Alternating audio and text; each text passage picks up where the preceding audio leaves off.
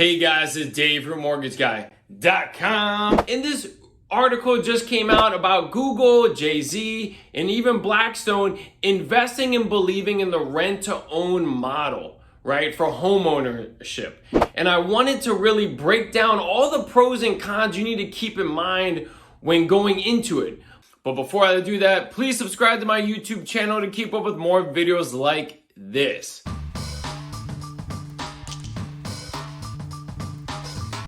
So a rent-to-own, also possibly called a lease-to-own, is where in theory you go into an agreement where you're going to rent a home with the option to buy it at some point. Now, before we dig into that, keep in mind you're going into a real estate transaction. You absolutely should have a realtor represent you that has your best interest at heart, okay? That knows what they're doing.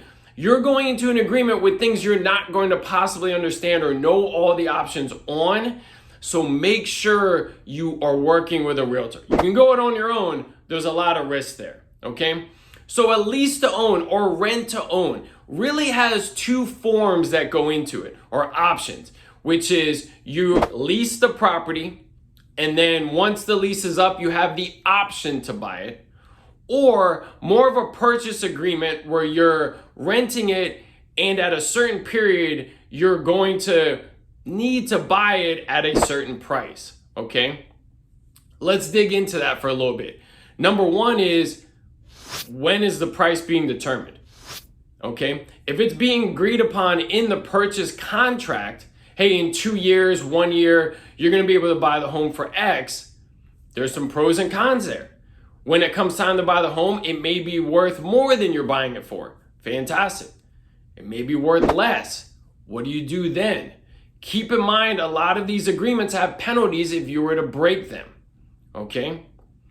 Now, also, some of them will have where some of your rent amount is gonna go toward your down payment when you go to buy the home, all right? Most likely leading to you paying more than the market rent for that particular property in order for that extra money to go toward it.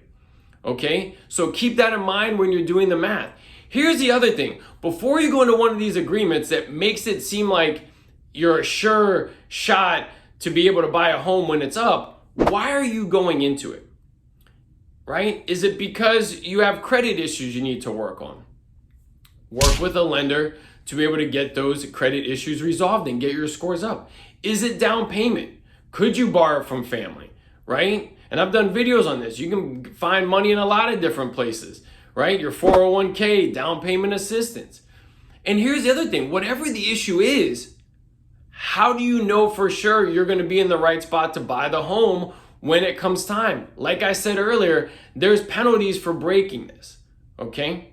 Also, make sure you know all the little nuances. Who handles any repairs on the home while you're renting it? Some of them will have that you're responsible for it, okay? And so there's a lot of pros and cons for these options, but make sure you know what you're going into. Many of these forms are gonna be, and agreements are all different, right? Unlike in a real estate transaction where almost everybody is using the same form depending on the area and the state, these may be completely different from each different entity, leaving you with even less of an idea on what the heck is going on and why you need an expert like a realtor to walk you through this. So do not get oversold on, hey, for sure in 2 years I'm gonna be able to buy a home, because if you don't work on your issues, credit, income, saving, whatever it is, you may not be able to buy when it's up. You may not get approved, right? So keep that in mind. They are not most likely preparing you to buy at the end. They're giving you an agreement to be able to buy at the end. You still need to do your part, right? So work with a trusted lender to prepare you for that. Work with a trusted realtor and know everything that you're going up against when you go into one of these agreements, because there's definitely some things to think about. Call or email me anything, comment down below, subscribe to my YouTube channel, and if you find my videos helpful, I'd love to be your lender. Thanks, guys.